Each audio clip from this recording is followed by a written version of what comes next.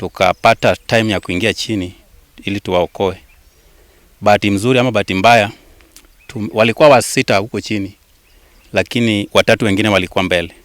Wale wa mbele hawakuumia sana, lakini 4 wenye walikuwa katikati waliumia kabisa, juu hiyo kitu ikitoka juu ikawangukia chini penye walikuwa hapo chini.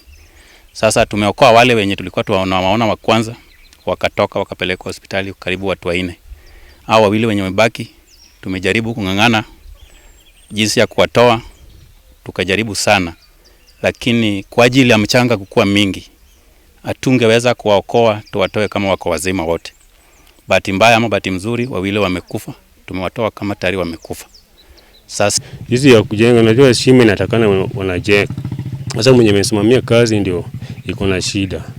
Lazimisha watu waingie kazi na kazi hajajenga shimo. Sasa unajua shimo kama hujajengwa inaleta shida na bomoka tu.